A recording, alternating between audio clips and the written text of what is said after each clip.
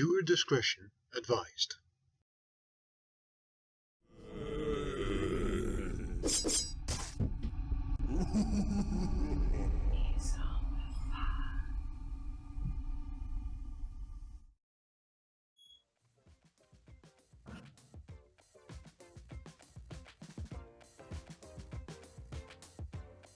Mic check, 1, 2. If you guys can hear me in the chat and not Mysterio, you just let us know, guys. That would be great. Thank you.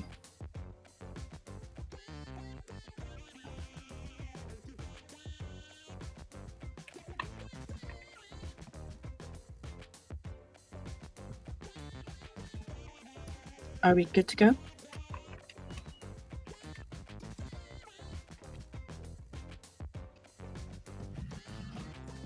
Okay, I think that is a good to go. And good morning, Z-Horde family. Happy Wicked Wednesday, happy hump day, and welcome to another episode of Radio Z, powered by Dezombified. I'm going to do a roll call here, and I'm going to welcome in, as soon as I get to it, I'm sorry. Andy, Evil Vitsure, thank you for joining us, Han, and Ola Saraf, thank you both for joining us. And Cloud D Vapes, I'm sorry, if you prefer, I call you Jeff. Good morning, Jeff. Thank you for joining us for the show. And Philia, hi Philia, thank you also for joining us for the show this morning. And I hope you guys have all got your coffees ready and your feet up, ready to listen to a great show that me and Steve have put together for you. And speaking of which, I'm going to go ahead and bring in my partner in crime, Steve Stockton. Come on in here, please. Hey, good morning, Z-Horde. How's it going? Happy Wicked Wednesday. Thanksgiving Eve. Gonna get your turkey on tomorrow. Watch your bowl game. Start your Black Friday shopping earlier if they do that where you live. Welcome everybody in the chat there. Thank you for joining us. Yeah, we got a fun show coming up today. Absolutely, and a happy early Thanksgiving from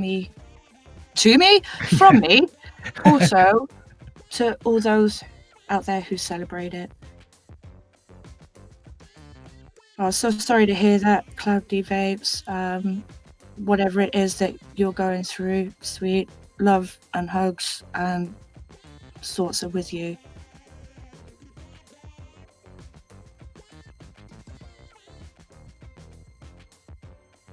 Sorry, I cut you off there, Steve. I'm sorry, what's that? Sorry, I cut you off there. Okay. No worries. I think we've caught up on the chat. Got a few people joining this morning. Yeah, there's a little mix up on the time there. I think YouTube did something weird, and it was saying one time and the countdown was another, and it was saying this will be at this time Pacific, and it wasn't that time at all. It was like an hour behind or an hour ahead each time, but we are here, we are on time.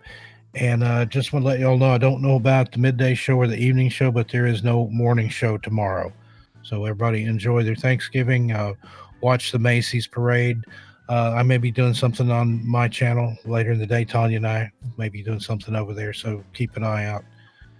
Not quite sure yet what we're doing or what's going on, but thank you for joining us this morning. This is a sure thing today. That's about all we can comment on right now. Mm-hmm. And yeah, what a show we do have. Yeah, well, you want to go ahead and you want to wait a minute? Let's wait a couple minutes before we kick it off and see if we got a few stragglers. A minute, see if anybody else comes in. More. But my notes are loaded, so unfortunately, from now I can't see the chat. Okay, so I'll keep an eye on the chat notes. Where did you get notes? Thank you so much for that. I didn't get any notes. Maybe I'm just one step ahead of you. No, I've got mine up on my screen here as well. I got all fancy with it this morning and put graphics in there, so that's for us. Sorry you guys can't see the graphics, but cold and rainy here this morning in the Pacific Northwest. They're saying we might get some snow, I think, over the weekend in Portland, Oregon. Some kind of cyclone off the Pacific somewhere that's going to blow a huge cold air mass down into this area with the jet stream, and who knows what's going to happen. I mean, the forecast is pretty much always a coin toss. It's 50-50. Either it will or it won't. Who knows for sure. They've gotten Absolutely. better, I think, at predicting the weather in recent years with Doppler radar and all that. But still, the weather just kind of does You whatever haven't it read the wants Met to do. Office over here. Yeah. They never get it right. Even still. You got cold and rain there today as well. Cold, rain, fog, gritter's out. Yeah, foggy here this morning too. I left that out. And color weather window says it's dark outside. I can't see anything yet. It won't be daylight for about another hour here. Gets dark early too, like around 5 in the evening. It's pitch black already. It takes some getting used to the time change. But I like the dark anyway, so this time of year I just get that much more time in the dark to work. Absolutely. Always. I find it better to work in the dark also. Yeah, I've always been my most creative when it's dark, or even in the daytime. It's when it's those, I like to call it my soft gray days, when it's all overcast and stuff, because then don't feel any obligation to be outside if the weather is crappy. So, and then an insomniac anyway, only sleep usually 2 or 3 hours a day, and so I'm up all night doing my thing. And then that fits in good with your schedule because you're 8 hours ahead of me. So yep. And we've got some interesting projects in the works. Not going to give away any spoilers, but stay tuned. Team 13 has got some big things coming down the pike.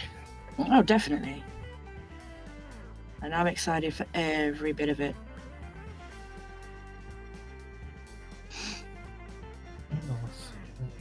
Give it just a couple more minutes here. We'll go to 1/4 the hour, and then we'll go ahead and kick it off. Anybody in the chat have any kind of unusual plans, or is it just standard status quo for Thanksgiving dinner with the family? Or I know a lot of people, if you're into sports, watch the bowl games and things on Thanksgiving Day. I don't like to shop, and I don't like football, so it's kind of not a good day for me. I don't have anything planned. Mulder and I did get us some turkey. We're just going to hang out here and do what we do every day. And no, it's not plot to take over the world. That's Tanya and I that do that, but more on that later.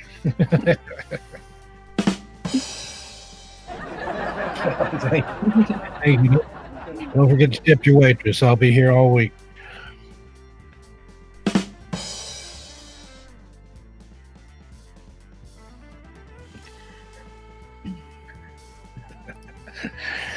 Thanks for the rim shot. Let's see. I guess we can go ahead and start. It's almost 1/4 the hour. Alrighty then. So who's leading off today? Is it you or me? Me. Okay. We've all watched them at one time or another. Television cartoons. Certain ones we remember from childhood as being favourites, and we sometimes continue to watch them into adulthood, either as a guilty pleasure or for some reasons of nostalgia. While the ignorance of childhood is bliss, many times there are darker themes in cartoons that we may not recognise until we're in adulthood, if at all. Sorry to ruin your childhood, but here are some conspiracy theories about some popular cartoon shows according to the denizens of the web.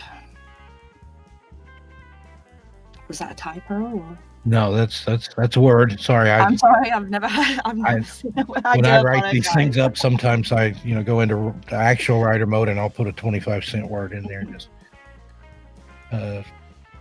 but yeah, denizens of the web, inhabitants of the web, people from the internet, and all the. I'm so sorry if I seem dense there. No, it's not a word you hear very often, or if at all. That's just what came out of my head when I was writing this. We're bringing you cartoon conspiracies today. We're going to start out with one that I'm not real familiar with. It's apparently it's a show on PBS. I've seen bits and pieces of it. I've heard people talk about it. I think it came along long after I had pretty much watching all but my most favorite cartoons. But little boy Caillou. Now, he may be more familiar to those born outside the U.S. Tanya, were you familiar with Caillou? Does that play over there? It's on PBS here, but it's one of those things I'm pretty sure it's probably from France or maybe the Netherlands or somewhere like that. No, it's not a cartoon that I've heard of. Yeah.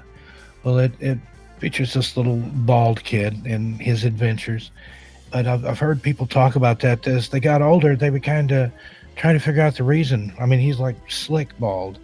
And there's a rumor, a conspiracy, that it was because he has cancer. Oh no, you don't want that in a kid Yeah. cartoon. And that his grandmother, who was telling the stories, is actually telling stories of her sick grandson who died of cancer. Now, it turns out, as dark and creepy as this internet theory may be, this is not the only crazy cartoon conspiracy there, and it only gets darker from here, folks. And next to follow on from that, we have one that I'm pretty sure everybody has heard of, Ed, Edd n Eddy. This conspiracy theory opens up the possibility that the kids living in the cul-de-sac are actually dead and are living in a purgatory-esque land, and suggests that this is the reason for the children in the show seeming to be from various time periods. For example, there's Rolf, who came from the 1900s and owned a farm, yet got trampled by the animals. Or there's Naz, who was born in the 1960s, which explains why she appears to look and act like a hippie. The theory surrounding her is that she died from a serial killer who murdered her whole family, which is why she seems to have no parental figure. All these kids share similar physical features that are strange to living children, such as their green and blue tongues. There is also a lack of adults among all the children. Some people who stand out, though, include the Cankers, who are the only characters with normal coloured tongues. One site said there were demons sent to purgatory to torment these children. I told you they were extreme. We told you that they were extreme. Yeah, and after reading that, I kind of went back and watched some of them, and it is kind of weird. I mean, it does have a valid point, and they're oddly colored too. One of them, I can't remember which one it is. I think it's Double D. It's kind of jaundiced looking, and they do have oddly colored tongues, and there's no adults around. And it's not really a cartoon that's in their list, but kind of the same way with Charlie Brown and the Peanuts Gang. You never seen adults. You hear the teacher, Mrs. Othmar, but it's wah wah wah wah wah wah. Yeah. And that was a very good impression, by the way. Thank you. But I used to use that to mock my teachers in school. Who's doing that? Who's like? I don't know. But they do speak of adults in Peanuts, because I know Charlie Brown's father is a barber, but not a lot of mention in there. Next on the list here, we have one of my favorites, Courage the Cowardly Dog. Now, this one's not quite as dark, although it is a dark show. If you've never seen Courage the Cowardly Dog, the title is pretty much self-explanatory. It's from the point of view of a dog named Courage, who can be pretty cowardly, hence Courage the Cowardly Dog. Captain Obvious here. His owners, Eustace and Muriel, own a farm. However, despite it being in the middle of nowhere, literally nowhere, it's a fictional town in Kansas, nowhere, Kansas, the farm seems to grab the attention of monsters continually. Without his owners realizing it, Courage always seems to save the day and protect his owners from these vicious monsters. The theory, though, explains this. Rather than these monsters being unseen by the other humans and Courage always saving the day, the monsters are simply humans through the perspective of a cowardly dog. The reason he feels as if he lives in the middle of nowhere with a farm that attracts monsters is because his owners never seem to walk him, and so he has no perspective of the outside world. Haven't you ever wondered why his owners seem to be pretty unfazed by these vicious monsters that are always trying to attack them? Or how the situations become exaggerated, assumingly, in the eyes of Courage? For example, every time Eustace tries to teach Courage a lesson, Eustace becomes a scary monster with a green mask. So according to the theory, this is probably Eustace punishing Courage for piddling on the carpet or whatever and whacking him with a newspaper. Never really given it a thought, but that does kind of make sense. Yeah. But some of those episodes are very creepy. The King Ramses episode. Have you ever seen that one? Yeah, I have. That's one of the creepiest kids cartoons. Myself also, Courage the Cowardly Dog was one of my favorites. Yeah. But yeah, and you know what? It's just as I said in the beginning, none of this you actually realize until, you're in your adulthood. And when you look back on this, it's like, do you know what? That's reality through the eyes of an abused dog. Yeah. And sometimes there'll be inside jokes and things in cartoons that are obviously aimed at adults. It's more so in cartoons that are really meant for adults anyway, like Family Guy and to some extent The Simpsons or King of the Hill. And YouTube would call those not made for children, but viewed by children, I guess. So they would get a big no from YouTube with the COPPA things going on. Yeah. But now that one wasn't really dark. That one kind of makes sense. But we're about to go really dark here. This one is rather darker. Rugrats. This theory is rather dark. It states that the Rugrats are actually dead and are a figment of Angelica's imagination. The theory begins by explaining that Chucky died along with his mother a while back, which is why Chaz always seems to be shaken up and anxious. The DeVilles had an abortion, and Angelica, not knowing the gender of the aborted baby, imagines twins. Tommy was a stillborn, explaining why Stu is always in the basement making toys for the son who never had a chance to live. However, the theory doesn't end there.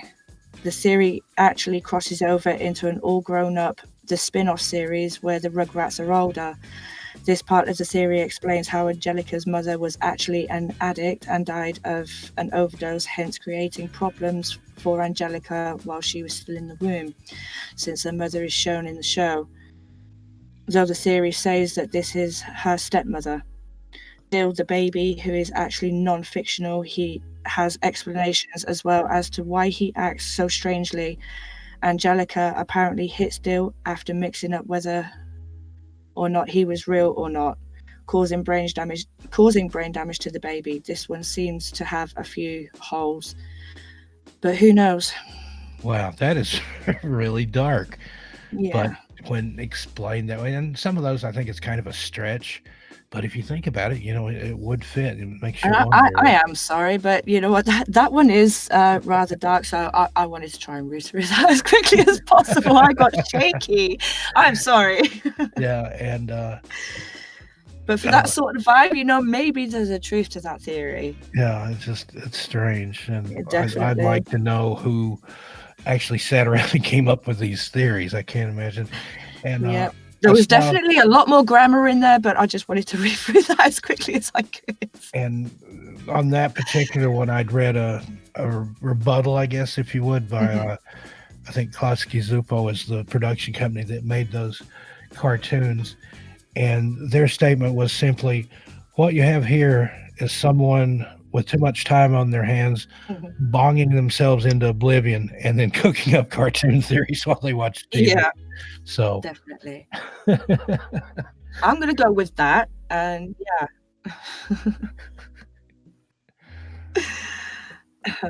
Okay, moving along here. Not quite as dark, thankfully, this time, but still fairly weird. Johnny Bravo. Do you remember Johnny Bravo, the Elvis impersonating Johnny Bravo. lady killer? Well, this theory states that Johnny Bravo is not so much a handsome, muscular man, but a dweeby child. Think about it. He never actually gets the women he hits on, maybe because he is a child. His best friend is an 8-year-old girl, which would be a little strange for a grown man, though. He even calls many of the women he tries to pick up mama. Now, is he doing this in imitation of his idol Elvis? Or maybe because he's a child and that's just the way he sees older women as mother figures? Some countering the theory say the women often inflict physical pain on Bravo when rejecting him, which would be pretty crazy and abusive if this was happening to little kids. So there's that little bit of conflict there. Now, considering the other exaggerations he makes, maybe he takes the pain from the rejection and externalizes it into physical pain. And another reason this theory is not rock solid, though, is the fact that in one episode, Bravo actually has a flashback. If you remember that episode, he recalls his high school days where he was a scrawny teen rejected from prom. So, in an attempt to win his date back, he gets extremely muscular. Now, why would a child make up a story like that? They probably wouldn't, but who knows, because we are talking about Johnny Bravo, and everybody's saying he's a creep, and a lot of people in the chat don't like him. And I never really cared for that cartoon either. Just didn't quite get the point. And I would like to welcome. I don't know. Maybe I just have a weirder head, but I really enjoyed the cartoon. Yeah. I don't know. Fight me.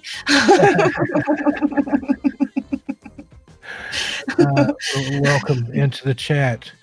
Horror by Numbers and Creepy Clown Girl. Thank you guys for joining. Horror by Numbers and Creepy Clown Girl. Thank you Thank you both so much for joining us. It's not very easy for me to say this morning. I don't know why. But you know what I have just noticed? What's that? Me and you are on this list. Yeah, I saw that one coming up. But how did that happen? We've kind of had an argument over which one is who until we kind of read this, and then I think it was settled. But I'll go ahead and clue everybody in what we're talking about. Next on the list, everyone, we have Pinky and the Brain. You remember Pinky and the Brain, right? Brain is a genius lab rat who wants to rule the world, and his unintelligent friend Pinky seems to ruin every plan Brain makes. This theory poses the question as to whether Pinky, rather than Brain, was actually the smart one. The theme song, which sings, "One is a genius, the other is insane," never specifies when you actually go over the template of most episodes. This is what happens. Brain has a plan, Pinky finds a flaw, Brain ignores his ideas and fails every time, and Pinky turns out to be right. In one episode, That Smarts, Brain decides to make a machine to come up with why his plans always seem to fail. The machine shows a picture of Pinky, so Brain makes a machine to turn Pinky into a genius. Pinky does not change. Later on in the episode, it turns out Brain made a mistake with the machine, and the machine reveals that Brain actually messes up his own plans. So rather than Pinky being a dumb sidekick, he may actually be the genius, making sure his slightly insane friend doesn't hurt himself. Interesting. Yeah, Tanya's referred to us collectively before as Pinky and the Brain, but there was some argument as to who was who, and she's like, well, I have to be Pinky. And I said, no, you can't be Pinky. Pinky's the stupid one. If anything, we're both Brain, but we don't fail either. Most of our plans, believe it or not, come to fruition and work out great. So maybe we're both Pinky, maybe we're both Brain. I think maybe the Bobbsey twins would be a better indicator. So yeah, I mean, that was a strange cartoon, and I hadn't really thought about that, but that is absolutely correct. Mm-hmm. That what are we going to do tonight? The same thing every night. Plan to take over the world. Now that does sound like me and you right there. Yep. Interesting. But no, you're not a sidekick or a second banana or a second fiddle. You are the other half of the team. You're not a co-host. You are the other host. So we straightened that out right away. No diminutives for you. We're on equal footing here. Aww. Yeah. Moving along. And I actually typed in my notes here, sponge boob SquarePants, but I just not noticed that. I did not notice that until you pointed it out. So now who's the Brain again? Okay, I think I feel this time. Sponge boob, but SpongeBob SquarePants. Now the theory is probably one you and your friends have joked about in the past. I think everybody's heard this when some point or another, or heard different strange things about SpongeBob. And I actually, when I worked for Nickelodeon, I met Stephen Hilbrand on several occasions. Just fascinating man, but he did have a really weird sense of humor and a weird turn to him. He's unfortunately dead now, R.I.P. Steve. But you know how SpongeBob is always extremely happy or depressingly sad and angry, and there's not much in between there. Well, this theory states that all the characters in Bikini Bottom are actually on drugs. SpongeBob is on amphetamines, hence the extremes of his emotions, and no in between, with always being extremely energetic. And then when he comes off, he's gone. Patrick, he's a stoner because he laughs at everything and always seems to be eating. And Squidward, he seems to prefer opioids because he's usually down and complains about how SpongeBob has so much energy and is so energetic. And Mr. Crab is definitely on some kind of uppers since he was always agitated, excited, and concerned about money. Sandy, according to the theory, well, she's an alcoholic since, as various sites have explained, she ruins every episode she appears in. There could be no truth in this one, or it all may be true, but it is humorous to ponder about what's going on in Bikini Bottoms with SpongeBob.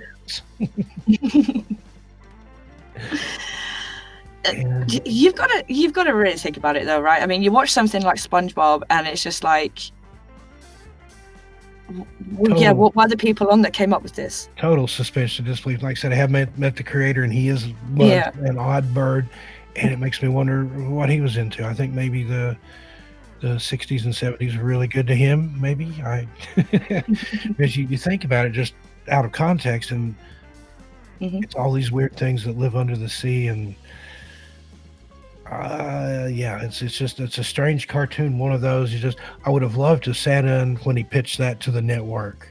No, it's about a sponge that lives underwater. He's friends with a starfish, and it's like. Okay. Yeah.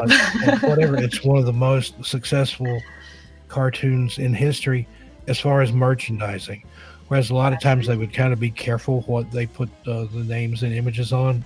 He went out of his way to allow he would license SpongeBob's image and name to anything. So you end up with just a plethora of merchandise, T-shirts, toys, foods. I think there was even SpongeBob toilet paper. You name it, there's SpongeBob on it out there. The guy was wildly wealthy because of that strange idea. Yeah. Coming up here, we've got one that I have no knowledge of, so hopefully you know about this one, Tanya, to tell us about this theory. And yep. Next here on the list we have Phineas and Ferb. Another dark theory is the Phineas and Ferb conspiracy. This theory, similar to the Rugrats theory, explains how Candace actually has mental health issues and is not completely sane.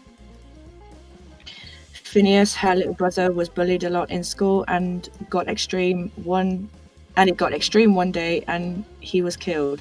Since then, Candace has been unable to cope with Phineas's death, so she created an imaginary world where he still exists. Her other brother Ferb is actually immobile and can barely talk, so she created a world where her two brothers would go on amazing adventures together. This is why her mother can never see the contraption create. They never existed. Dr. Doofenshmirtz, I can never say that. Easy for you to say. Not right now, it isn't. Dr. Doofenshmirtz is said to be Candace's therapist, so he can become incorporated into the world as the villain. Pretty dark. Very, very. But in a way, it's kind of bittersweet, that she's creating this world so her disabled brothers can have some place to play where they have their abilities back. And Creepy Clown Girl just said something very sweet. She said that she loves our show and our chemistry together. Thank you, CCG. Thank you so much. We do have some sort of synergy there. We've got a lightning in a bottle, if you will. We do play very well off each other. And the only fight we've ever had is who was nicer, I think. Yeah. You're nicer than me. No, I'm not. Fight me. Now, gonna go really dark here again. Oh, wait, here's Creepy Clown Girl again. You both are always so prepared and always have something new and different every week. Proud of both of you. Thank you, Creepy Clown Girl. We try. That's our goal, is to well, entertain. We just love entertaining you all so and much. Have a good time doing it. Yeah, definitely. And that's what helps us want to put more of the effort into want to do a different show for you guys every time that we're on, and it's you guys that do it for us, and Dezombified for giving us the platform. So just thank you to all of you too. This is our love letter to you every time we do a show, because we do put some work into these. We talk several hours throughout the night. I'm insomniac, and because her being hours ahead of me there, it works out good. So her daytime, my nighttime, we get things done. We spend 3-4 hours usually every night talking about these shows and other things that we're up to. But we put some thought into it. I mean, there is some extemporaneous speech in here, and we kind of wing it, but I take time right out of script. We decide who's going to take what, who's going to introduce it, and it does work really well together. Absolutely. But thank you for the comments and the compliments. And can I also just very quickly say, Creepy Clown Girl, Evil Visual, Gwendol Valdez, you yourself, Steve, Antonio, Azazel Codex, and I'm sorry if there is anybody that I have missed out, but thank you all so much that you kept me in your thoughts and in your hearts over the weekend. Monday was a very, very hard day for me and my family, and I just want to say I thank you all so much from the bottom of my heart for keeping me in your thoughts and your hearts and your prayers. Thank you. And my condolences to you and your family there. I was happy to be there for you and help whatever I could to help get you through. You've done well. I'm proud of you. That's a hard thing to go through. No, thank you all so very much. But I'll move on from that now before I start getting teary. And I want to welcome Warrior Princess Dragon Kelchner to the chat. Hey, Warrior Princess, thank you for joining us. Thank you for joining us this morning. Okay, number 9. We're going to go dark here again. And see, this is me reading this one, not me in the story here. But remember the Fairly Odd Parents. That's kind of a weird cartoon anyway, a little on the strange side. And remember how jealous you were of Timmy Turner and his fairy godparents? They would grant him anything he wished for, with exceptions, of course. Now, this theory, dark as it is, claims that the fairies, Cosmo and Wanda, are actually representations of 2 antidepressants, Zoloft and Prozac. I'm sorry. I'll give you a minute to wrap your head around that. Now, the fairies appear in Timmy's life the night Vicky, his evil babysitter, gets hired. In the show, it says that Timmy's fairy godparents will be there for as long as he needs them, and when he looks into the future, he still has when he comes into his middle-age years. Now, could this be due to the fact that Timmy doesn't recover from his mental illness or anxieties or whatever's plaguing him there? In one episode, Timmy actually overdoses on magic, which could be a very clear metaphor for overdosing on his antidepressives. And the anti-fairies in the show, the theory goes that these represent illegal drugs, street drugs. Now, the pixies would be placebos due to their inability to make magic. So you've got the whole gamut here. You've got the prescription meds, you've got the street meds, you've got the placebos, the sugar pills that don't really do anything but work on a psychosomatic level. And what about Mr. Crocker? He's Timmy's therapist trying to get him off his meds. Another dark theory. They're not quite as dark as the Rugrats. That was the darkest we had. But who knows? There could be some truth to it. But there you kind of have our take on various internet cartoon conspiracies that we came across in our research. Like some of them, maybe you can kind of see it. Others are quite a stretch, but I still think the darkest one that we had there was Rugrats. So yeah, absolutely. Would love to hear anybody's thoughts in this on the chat. Now, there's other cartoons and other parts of cartoons we didn't mention. There are some really dark things out there that are more urban legend than conspiracies. Like if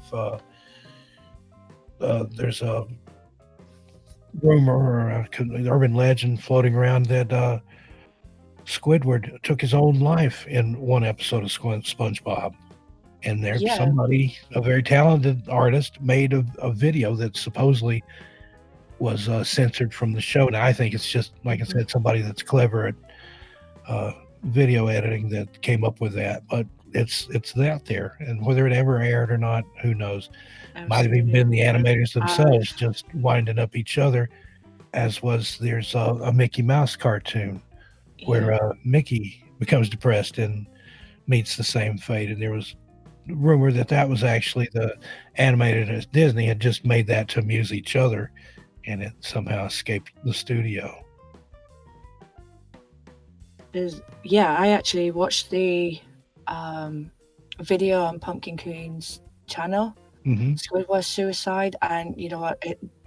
That in itself, that's a great video. If anybody here hasn't checked that out yet, go over and check that out. Go check it out on Pumpkin Queen's channel. It's Squidward Suicide, and it's great. I got lost in listening to that. Yeah, she's got a great voice. Love that accent. She has, yeah. But I think the way that she's just put it together in the video itself as well. You just glued. I was. Now, what about you, Tanya? Do you have any favorite cartoons that didn't make the list, or not necessarily that you have a conspiracy about, but just in general? What do you like to watch if you're going to watch cartoons? My favorite cartoon is Horrid Henry. And yes, SpongeBob SquarePants. And Danger Mouse.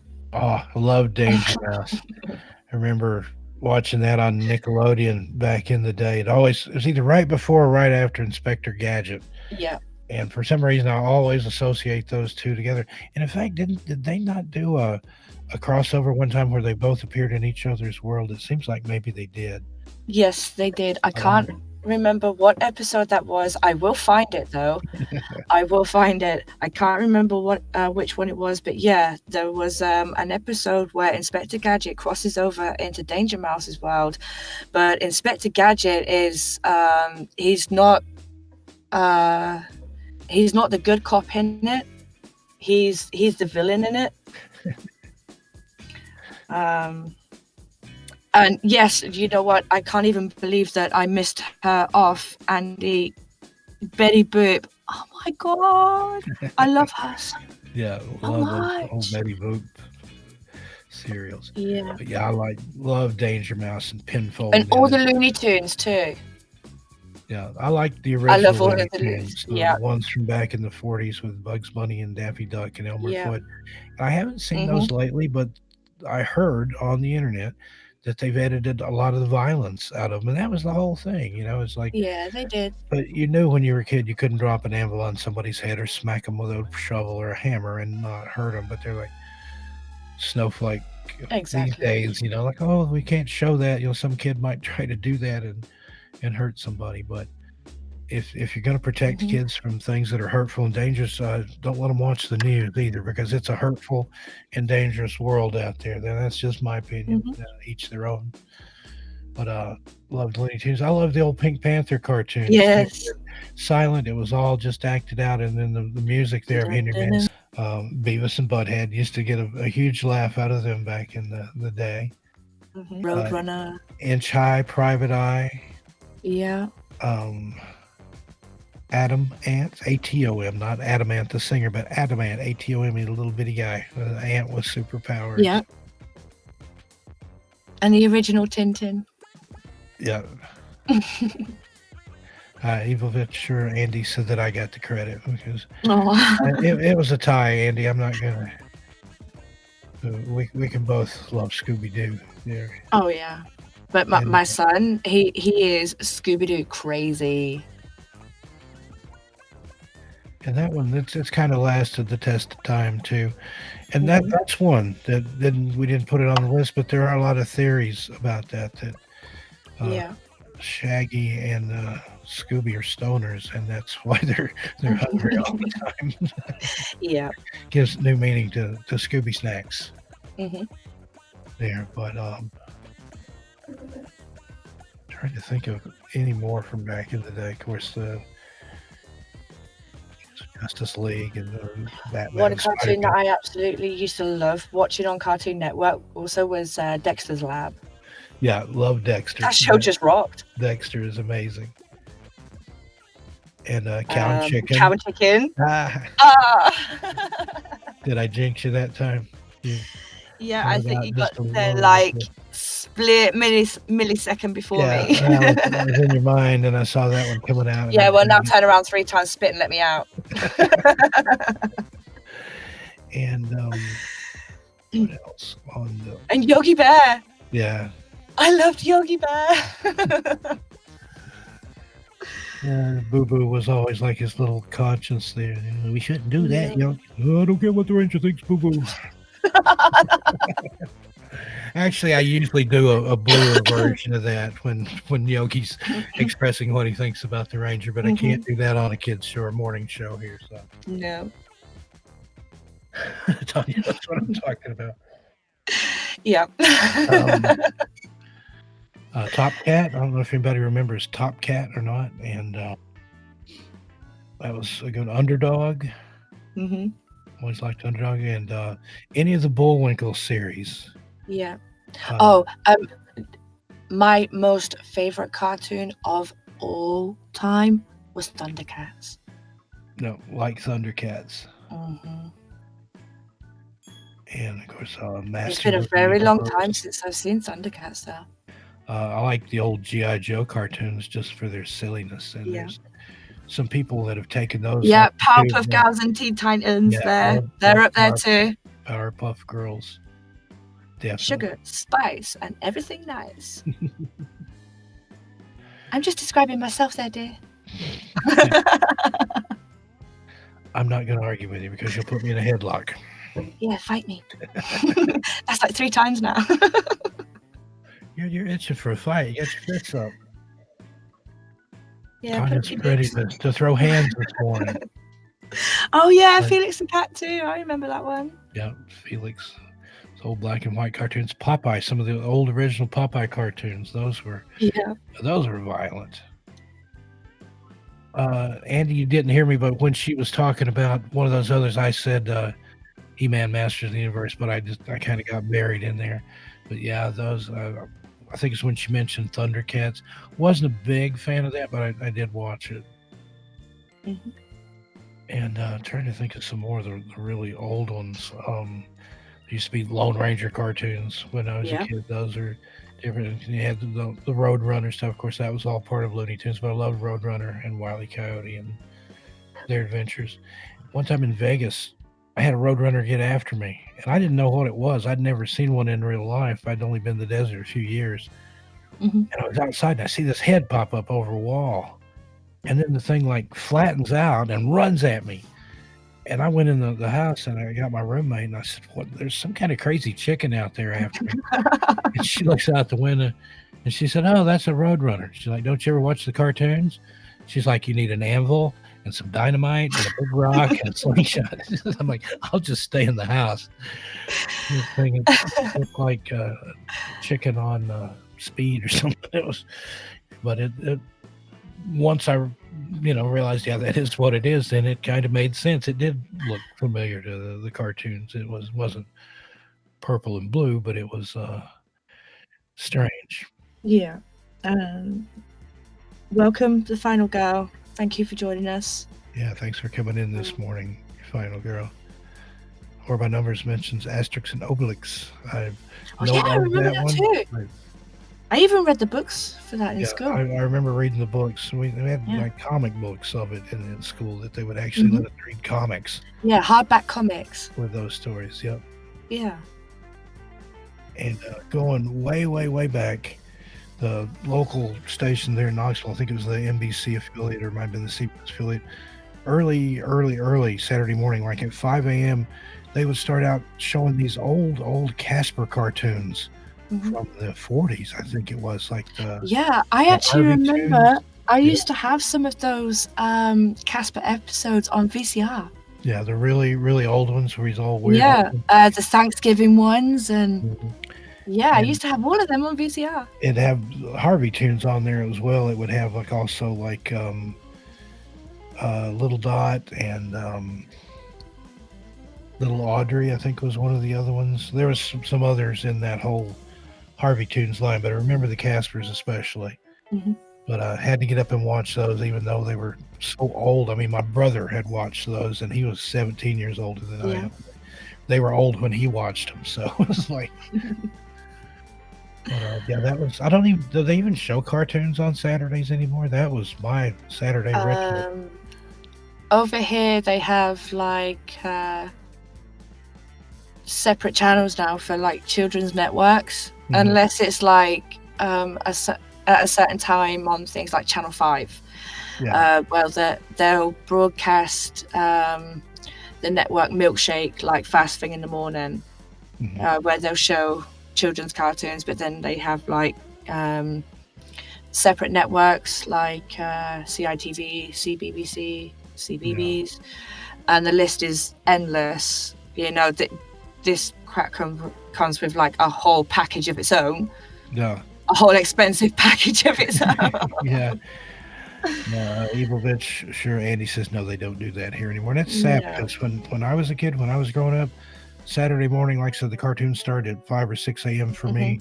Then I think there's some local programming. Then the network had all their cartoons. And every single network, there were only 3 networks back then, plus PBS, but that didn't really count. But you had, in this country, you had CBS, ABC, and NBC.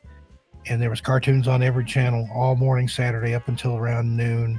And then it would switch over to stuff like American Bandstand or Soul Train, or depending on what you were and where you Horror by Numbers mentioned Hey Arnold. That's another one of my favorites from Nickelodeon. I still love Hey Arnold. That's such a unique. And Arthur too.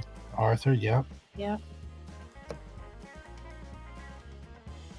But yeah, park in front of the TV with a bowl of sugar puffs, as they called them back then. Now it's like, you had Sugar Crisp and Sugar Bear. Now it's Super Golden Puffs and Super Golden Bear, which is lame. You know, it's all about the sugar. Yeah. You watch cartoons and get loaded up on sugar, and then after the cartoons ended, you ran outside and ran around like a savage for the rest of the afternoon because you were loaded up on sugar.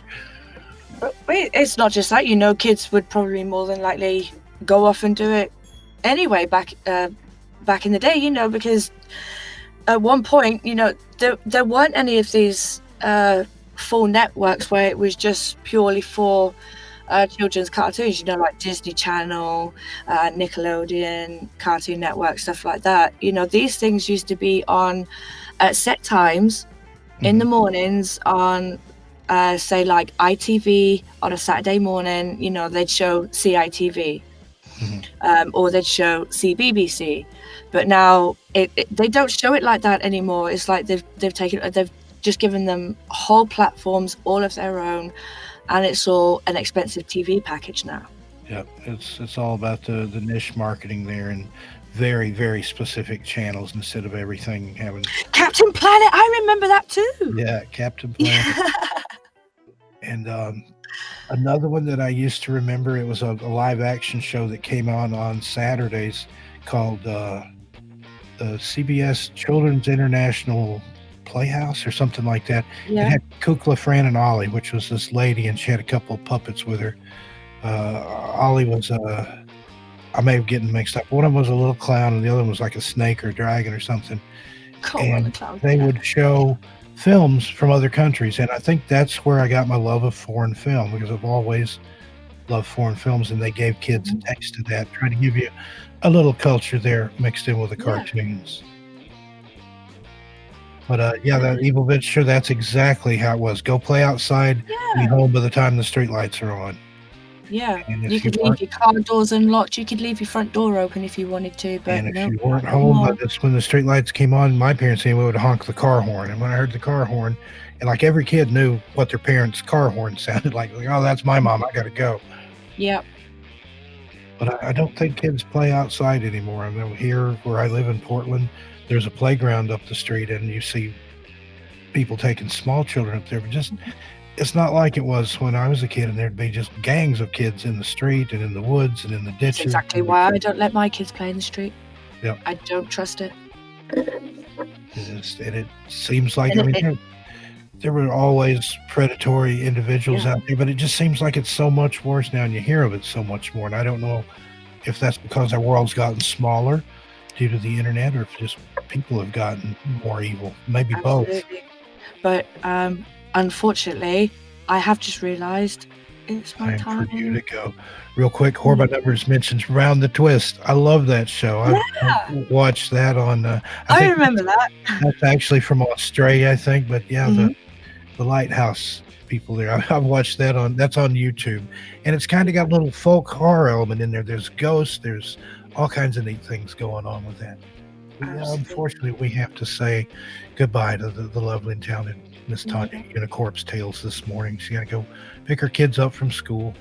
And Absolutely. I don't know if you'll let them listen to this one or not because of some of the dark things. This may be a little bit on the dark Little side bit for them, too but dark. But I'll if you pass on the do, hi messages. Jason, hi Harmony, thanks for listening in. Your mom did a great show today.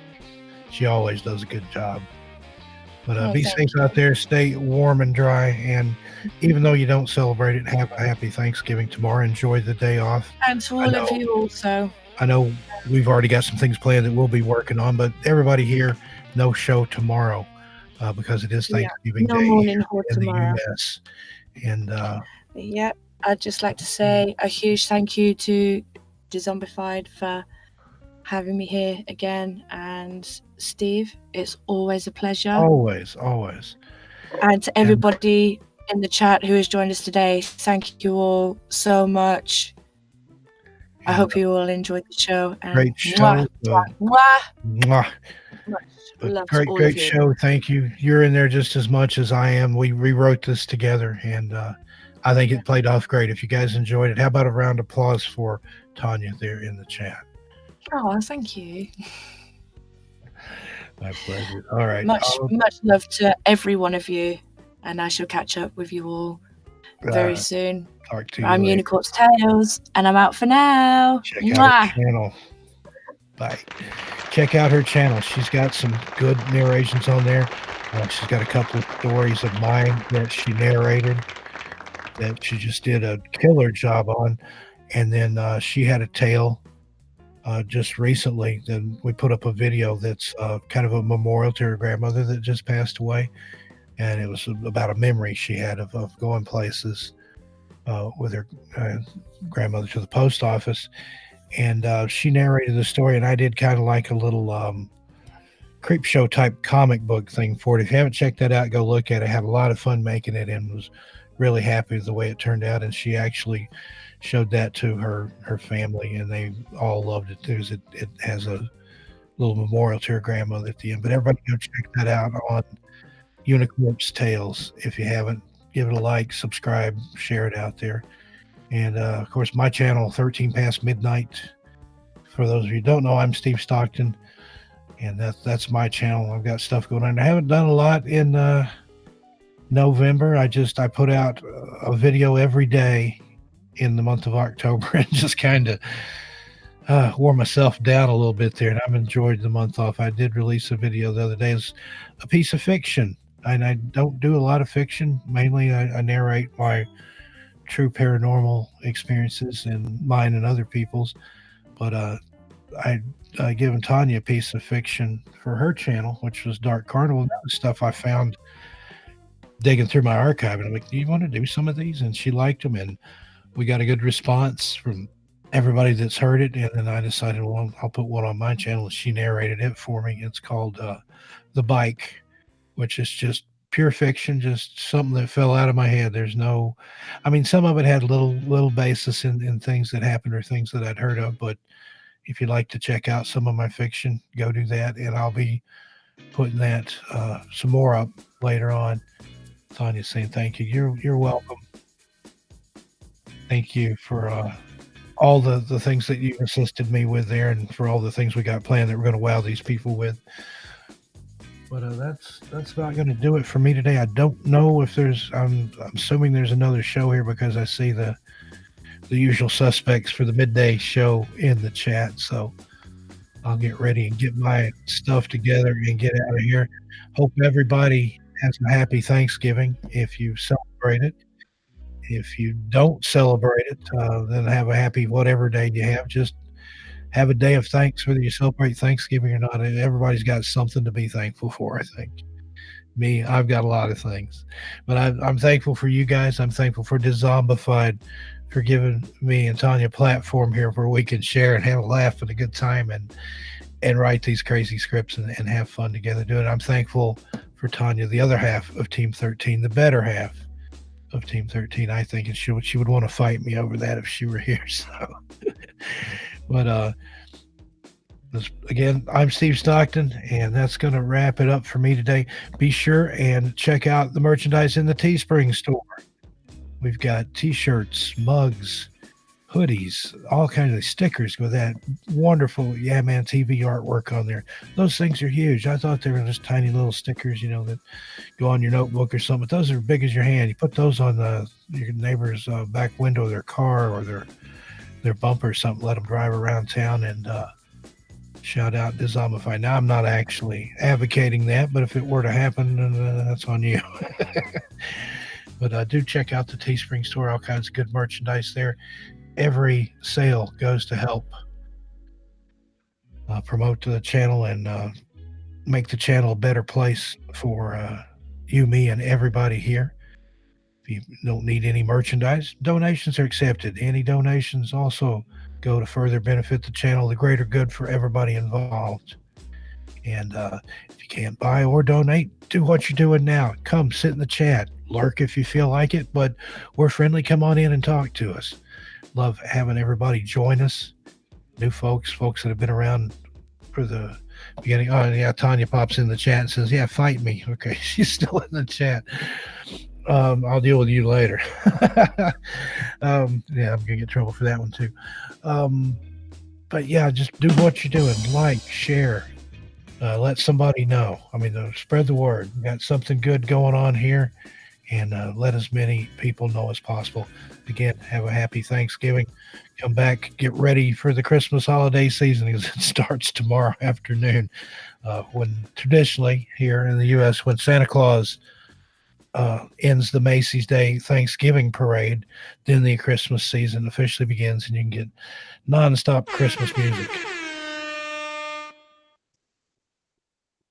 from now until pretty much the end of December. They kind of stop it after Christmas Day, but I know some people kind of push it on into the new year, and especially with the decorations. That was always what we did. You didn't take your decorations down till New Year's Day or just right around there. But once again, whatever it is, wherever you are, morning, noon, night, have a good day. I'm Steve Stockton. I love you all, and I'm out of here.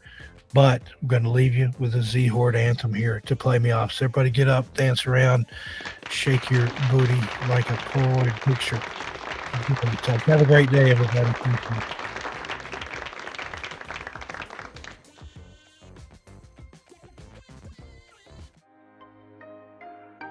This one goes out to all you Dezomba friends, the Z-Horde. We want you to know just how much we love you. Shout out to Philia Noctis, creepy cloud, dark carnival got this. A local nightmare, it's so amazing. Puerto Rican Jose's entertaining. Dark waters, dog man is twisted. Asia 1994, really gifted. Dustin Flemings, stronger than the rock. Hellfire's out here making everything hot. Yeah, Braden 23 of fire's a G. We're kryptonites down, Kitty's family. Now there are times when we all need gore. Danny Martians in the house, never know what's in store. Mandy Mortem is legit and a queen. Gothic Rose enchanting, she's on the scene. 13 past midnight, things that go bump in the night. Gory B, horror addicts are out of sight. Big ups to the late horror show. Emily's Adventures in Horrorland, here we go. And you know we gotta keep them dice rolling. MD Who Entertainment, she's been chosen. Give it up for the evil outcast. Swedish mom is dope, yo, you know she got class. So if you get bad vibes from storytelling, then these monsters in my mind will leave you yelling. You see, we all about hearing stranger stories on the creeps. So sweet, she really got love for me. Penny tails up, narrating for the win. Queenie Todd, they amazing, but real dark and grim. Dementor centaurs, flickathon, swamp dwellers. Scolded 22, they be our fellas. Anime Atome, time he lives. A fantastic panic, deep paranormal history, great graphics. What's up, Bullet Greedier? I meant CP. I'm gonna guess so bent with nefarious TV. Slumberies are the morbid. Cap 7, truly salmon. And we can never forget about Karen. Karen. Karen. Karen. Karen.